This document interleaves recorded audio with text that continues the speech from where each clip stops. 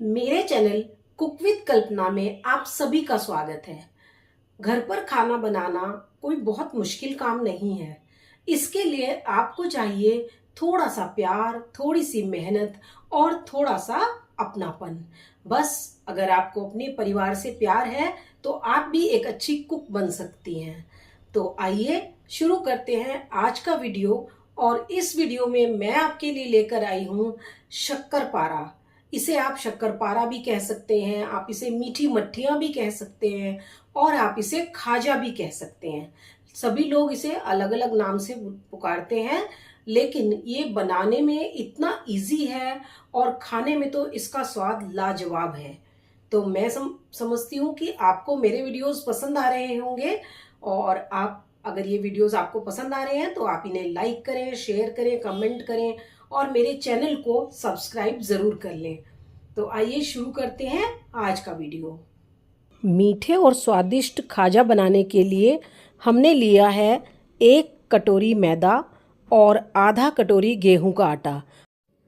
अब जिस कटोरी से हमने आटा मीज़र किया था उसी से हमने मैदे का भी मेज़रमेंट कर लिया है। और इसी कटोरी से हम आगे जाकर चाशनी के लिए चीनी को मेज़र करेंगे। तो हमने इन्हें एक मैदे वाली बारीक छलनी में डालकर अच्छी तरह छान लिया है। और साथ ही आप चाहे तो इसमें थोड़ा सा नमक डाल सकते हैं। वैसे मैंने यहाँ नमक नहीं डाला है, लेकिन उसका टेस्ट इसमें बहुत अच्छा आता है। और अब मैंने इसमें डाल दिया है थोड़ा सा देसी घी। आप यहाँ चाहे तो वनस्पति घी डाल सकते हैं या आप चाहें तो रिफ़ाइंड भी डाल सकते हैं। और अक्सर लोग ये पूछते हैं कि हमें इसमें कितना घी या कितना रिफ़ाइंड डालना चाहिए। तो मैं आपसे कहूँगी कि आपको मेज़रमेंट की कोई ज़रूरत नहीं है, बस आप एक पहचान बना लें इसकी। जब आप थोड़ा सा घी डालकर और मैदे के साथ उसे अच्छी तरह मिक्स करेंगे तो मिक्स होने के बाद जब हम उसे बाइंड करके देखते हैं तो हमारे हाथों में एक मुट्ठी जैसी बन जाती है, हाथों की शेप ले लेता है ये मैदा। आपको बस इसे मिक्स ज़रूर अच्छी तरह से करना है, क्योंकि शुरू में आपको ऐसा लगेगा कि इसमें घी कम है, लेकिन एक्चुअली वो थोड़ी देर मिक्स करने के बाद इसमें जब एब्जॉर्ब कर लेगा ये उसे, तो ये इतना ही सफिशिएंट हो जाएगा। मैंने यहाँ 1/4 कटोरी ही लिया था। वैसे अगर आप इसे स्केल से तोल कर लेते हैं तो इसमें 1 किलो मैदे में हम 200 ग्राम मोयन डालते हैं, 200 ग्राम हम घी या तेल डालते हैं। अब ये देखिए कैसे ये मेरे हाथों की शेप ले रहा है। मैंने अभी अभी आपको दिखाया, ये देखिए। ये बहुत गीला नहीं होना चाहिए, ना ही बहुत ज़्यादा ड्राई होना चाहिए। बस अब इस स्टेज पर हम यहाँ थोड़ा थोड़ा करके नॉर्मल रूम टेम्परेचर पर पानी डालेंगे इसमें और इसे मिक्स करते चले जाएंगे। हमें इसका एक सॉफ्ट डो तैयार करना है और सॉफ्ट डो तैयार होने के तक हम इसमें पानी थोड़ा थोड़ा करके मिलाएंगे। इसमें पानी बहुत ज़्यादा नहीं लगता है। यहाँ मैंने लगभग 1/4 कटोरी से भी कम पानी लगाया है। बस आपको यहाँ थोड़े पेशेंस रखने हैं और इसको अच्छी तरह मलना है, क्योंकि डो हमारे हाथों की गर्मी से ही सॉफ्ट होता है। और इसके बाद हम इसे ढककर थोड़ी देर के लिए एक साइड पर रख देंगे रेस्ट करने के लिए। तब तक हम करेंगे अपनी आगे की तैयारी। अगर मैं आपको टाइम के हिसाब से बताऊं तो मुझे लगभग 4 मिनट लगेंगे इस डो को तैयार करने में, मैदे को और आटे को छानने से लेकर और ये डो तैयार होने तक। ये देखिए अब सारा मैदा इकट्ठा हो गया है। बस हम इसे कुछ देर के लिए और अपने हाथों से सॉफ्ट करेंगे, अच्छी तरह मल मल कर सॉफ्ट करेंगे और उसके बाद इसे रखेंगे रेस्ट पर। बिल्कुल परात खाली नज़र आने लगी है, साफ़। और जब आपकी परात बिल्कुल साफ़ नज़र आने लगे तो समझ जाइए कि आपका डो अब तैयार है। अब हम इसे ढककर रखते हैं और करते हैं आगे की तैयारी। इसके लिए हमने 1 कटोरी में लगभग 4 चम्मच मैदा डाल लिया है और इस मैदे का हमें एक पतला सा घोल तैयार करना है घी के साथ। तो मैं यहाँ देसी घी ले रही हूँ। आप चाहे तो यहाँ पर रिफ़ाइंड भी ले सकते हैं या वनस्पति घी भी ले सकते हैं। बस ये सेलरी जब मैंने बनाई तो ये थोड़ी ज़्यादा हो गई थी, और अगर आप इसमें 2 चम्मच मैदे से भी इसे बनाते तो भी आपका काम आराम से हो जाता। और इसको हमें बिल्कुल पतला बनाना है और ये रिबन की तरह गिरना चाहिए। अब हम वापस से अपने मैदे की तरफ चलते हैं और मैदे को लेकर हमने उसके छोटे छोटे लोइयाँ बना लिए हैं और उन्हें इस तरह से पतला पतला बेल लिया है। आपको बिल्कुल रोटी की तरह इसे पतला बेलना है, ज़्यादा मोटा नहीं होना चाहिए। अब इसके एक किनारे पर हम थोड़ा सा पानी लगा लेंगे और बाकी पूरी रोटी के ऊपर हम सैलरी लगा देंगे। जो हमने सैलरी तैयार करके रखी थी, इसे आप चाहे तो साँटा भी कह सकते हैं, वैसे मैं तो इसे पेस्ट ही कहती हूँ। तो ये पेस्ट हम इस पर पूरा अच्छी तरह स्प्रेड करेंगे और इसके बाद हम इसे रोल करना शुरू करेंगे। अब जिधर से हमने सैलरी लगाई है कॉर्नर तक, वहाँ से हम फोल्ड करना शुरू करेंगे और ऊपर का हिस्सा जहाँ पानी लगाया है वो लास्ट में आएगा। तो ये देखिए, इस तरह से हम इसे रोल करते चले जाएंगे।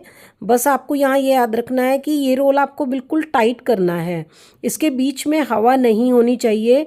तो आप इसे बार बार उंगलियों से दबाते रहें और फिर इसे रोल करते जाएं। ये बड़ी आसानी से रोल हो जाएगा। आपको पहले जब आपने इसकी लोई बनाई थी तो आपको इस जो चकला था उसके ऊपर थोड़ा सा सूखा आटा डस्ट करना था और उसके बाद इसे बनाना था, या आप थोड़ा सा ऑयलिंग भी कर सकते हैं बेलन पर भी और चकले पर भी। तो ये बिल्कुल आसानी से उतर जाएगा। ये देखिए किस तरह से जल्दी जल्दी इसका रोल बन गया है और जो कॉर्नर था जहाँ पानी लगाया था वहाँ से ये आराम से चिपक जाएगा इस तरह से। अब आपको इसे एक ही डायरेक्शन में थोड़ा और रोल करते हुए इसको पतला कर लेना है, थोड़ा सा, जितना थिकनेस आप रखना चाहें उतनी। अब आप किसी भी शार्प नाइफ से या किसी कटर से इसके छोटे छोटे टुकड़े कर लें। आपको इनके आधा आधा इंच के छोटे छोटे टुकड़े करने हैं और उसके बाद हम इन्हें शेप दे देंगे। तो मैं इन्हें आज दो शेप्स में बनाऊंगी। एक मैंने छोटी छोटी मट्ठियों की तरह बनाया है और दूसरे मैंने इनको छोटे छोटे शक्करपारे की तरह बनाए हैं। तो इस तरह से हम थोड़ा सा उंगली से प्रेस करेंगे और बस बेलन से बेल देंगे तो ये छोटी छोटी मट्ठियाँ जैसी तैयार हो जाएंगी। और दूसरे शेप में आपको भी दिखाती हूँ। ये देखिए, दूसरे पीस के मैंने इस तरह छोटे पीस किए हैं और उनको हल्का सा हाथों से प्रेस करके और फिर हाथ शेप दे देंगे उंगलियों से। तो ये मैंने छोटे इस तरह की शेप में बनाए हैं। तो आप कैसे भी कर सकते हैं, जैसे भी आपको अच्छा लगे आप वैसे कर सकते हैं इसको। और बस इस तरह से मैं इन सबको बनाकर तैयार कर लूँगी और अब दूसरी ओर मैं रख दूँगी चाशनी बनने के लिए और फिर हम इन्हें फ्राई करेंगे। एक बार पहले हम सभी पीस बनाकर तैयार कर लेंगे, उसके बाद फ्राई करना शुरू करेंगे। इन सबको हम तैयार करके और एक प्लेट में अलग से रख लेंगे और उसके बाद अब हम चाशनी बनाते हैं। चाशनी बनाने के लिए हमने टोटल 1.5 कटोरी चीनी ली थी और लगभग 3/4 कटोरी पानी डाला है और मैंने इसको गर्म होने के लिए रख दिया था और दूसरी ओर से तेल गर्म करने के लिए रखा था। तेल को हमें मीडियम टेम्परेचर पर गर्म रखना है। बहुत तेज़ गर्म तेल में हम इन्हें फ्राई नहीं करेंगे वरना ये जल जाएंगे।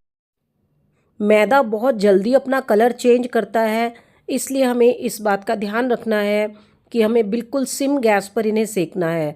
और दूसरे ये अंदर तक क्रिस्पी भी हो जाएंगे अगर हम इन्हें सिम गैस पर सेकते हैं। तो आपको कुछ छोटी छोटी बातों का ध्यान ज़रूर रखना चाहिए, उससे आपकी जो भी डिश है वो बहुत अच्छी बनकर तैयार होती है। और हमने यहाँ कढ़ाई में तेल भी बहुत थोड़ा रखा है क्योंकि जब हम इन्हें डालते हैं तेल में तो ये ऊपर तक एक बबल्स निकलते हैं इनके, तो उससे ये बाहर आ सकता है तेल। तो इस बात का आप ध्यान रखें और आराम से ध्यान से इसको फ्राई करें। ये देखिए, हमने लगभग 12 से 15 पीस एक बार में डाल दिए थे कढ़ाई में और इसी तरह थोड़ा थोड़ा करके हम इन सबको फ्राई कर लेंगे। हमें इसका एक बैच फ्राई करने में करीब 5 मिनट के आसपास लगते हैं और ये मेरे 3 या 4 बैच हुए हैं बस, और इसमें ही सारे कंप्लीट हो गए हैं। तो आप पहले इन सबको तैयार कर लें और उसके बाद हम देखेंगे कि चाशनी हमारी किस कंडीशन में है। अब मैं आपको छोटे वाले पीसेस फ्राई करके दिखाऊंगी। ये भी बड़ी आसानी से फ्राई हो जाएंगे। और इन शक्करपारों की या खाजा की ये स्पेशलिटी है कि इन्हें आप एक बार बनाने के बाद कई महीने तक भी स्टोर करके रख सकते हैं। बस किसी एयर टाइट डब्बे में रख दीजिए और इन्हें यूज़ करते रहिए। तो ये कुछ ऐसी चीज़ें हैं जो हमें रोज़ रोज़ नहीं बनानी पड़ती, एक बार बनाने से ही हमारा काफ़ी दिन का काम हो जाता है। आपको कभी घर से बाहर जाना हो, सफ़र में जाना हो या किसी बच्चे को हॉस्टल में जाना हो, तो ऐसी जगहों पे आप ये चीज़ें बनाकर दे सकते हैं। और त्योहारों पर जब कई लोगों का हमारे घर आना जाना होता है, तब तो ये चीज़ें काफ़ी काम आती ही हैं। घर के बने नाश्ते की जो बात है वो मार्केट से लाए हुए नाश्ते में आपको कभी नहीं मिलेगी। बस ये देखिए, ये बैच भी हमारा तैयार हो गया है और अब हम इसे भी निकाल लेंगे।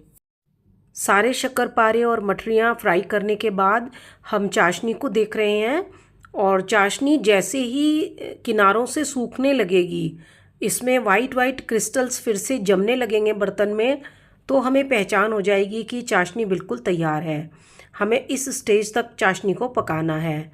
आप चाहें तो चाशनी में कुछ धागे केसर के डाल सकते हैं, इससे उसमें बहुत अच्छी खुशबू आ जाएगी। या फिर आप इसमें छोटी 2 इलायची भी कूट कर डाल सकते हैं। मेरे पास आज ये दोनों ही चीज़ें नहीं थी, तो मैंने इसमें केवड़ा वाटर डाल दिया है, मेरे पास रखा हुआ था, और 2 छोटे चम्मच मैंने इसमें डाला है। उससे इसमें बहुत ही बढ़िया खुशबू आई है। चाशनी जमने के लिए तैयार है या नहीं, इसकी पहचान मैं आपको बताना चाहूँगी। जब चाशनी में इस तरह से बबल्स आने लगें, तो आप देखेंगे कि ये किनारों पे सूखने भी लगती है। तो बस समझ जाइए कि अब आपकी चाशनी जमने के लिए बिल्कुल तैयार है। और इस स्टेज पर हमें इसे नीचे उतारना है, और नीचे उतारकर इसमें जल्दी से सारी मठरियाँ और सारे शक्करपारे डाल देने हैं। तो वो, और जैसे ही हम उसे 5-6 बार चलाएंगे तो वो एकदम से सूख जाएंगे। ये देखिए किस तरह से, ये देखिए बर्तन में कैसे किनारों पर ही ये सूखने लगी है और सफ़ेद होने लगा है हमारा बर्तन। बस अब हम इसे गैस को बंद कर देंगे और अब इसे नीचे उतार लेंगे, और जल्दी से इसके अंदर हम सारी मठरियाँ डालकर उन्हें अच्छी तरह से चलाएंगे। ये मैंने 1 से 2 बार 3 बार चला दिया है, जिससे कि ये थोड़ा सा ठंडी हो जाए, हल्की सी बिल्कुल। और बस सारी मठरियाँ अब मैं इसमें डाल लूँगी, सारे शक्करपारे भी डाल दूँगी, और जब मैं उन्हें चलाऊँगी तो ये एकदम से 2-3 मिनट के अंदर ही आपको सूखते हुए दिखाई दे जाएंगे। ये देखिए, मैं उम्मीद करती हूँ कि आपको मेरे वीडियोस पसंद आ रहे होंगे। अगर आपको मेरा चैनल पसंद आ रहा है तो प्लीज़ आप उसे सब्सक्राइब ज़रूर कर लें, और मेरे वीडियोस को लाइक करें, कमेंट करें, शेयर करें, और मुझे बताएं कि अब आपको नेक्स्ट किस चीज़ की रेसिपी देखनी है। ये देखिए, यहाँ मैंने वीडियो को बिल्कुल भी स्किप नहीं किया है, और ये जितनी देर मैंने आपसे बात की है उतनी ही देर में देखिए ये चाशनी कैसे जमने लगी है।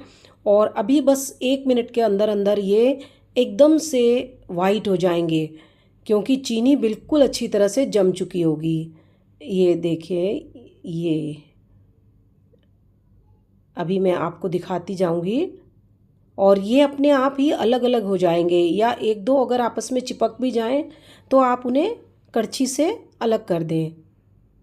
ये देखिए, बिल्कुल नीचे चीनी जम चुकी है और इन सब के ऊपर अच्छी तरह से चाशनी लग चुकी है। अगर हम इन्हें गीली चाशनी में ही डालकर रख देते तो ये गीले गीले रहते और सॉफ्ट पड़ जाते। हमें इन्हें सॉफ्ट नहीं करना था, क्रिस्पी ही रहने देना था। उसके लिए ज़रूरी है कि हम चीनी के क्रिस्टलाइज होने तक इसको चलाते रहें लगातार। अगले 1 मिनट में ये और अच्छी तरह सफ़ेद हो जाएंगे। ये देखिए, ये कितने वाइट नज़र आने लगे हैं अब, और बिल्कुल खिले खिले, एक दूसरे से बिल्कुल भी चिपके नहीं हैं। अब मैं इन्हें कुछ देर के लिए प्लेट में रख दूंगी, जिससे कि ये पूरी तरह ठंडे हो जाएं, और उसके बाद इन्हें एक एयर टाइट कंटेनर में भर कर रख दूंगी। मैं उम्मीद करती हूँ कि आपको मेरा ये वीडियो ज़रूर पसंद आया होगा। मिलते हैं अब नेक्स्ट वीडियो में, तब तक के लिए टेक केयर।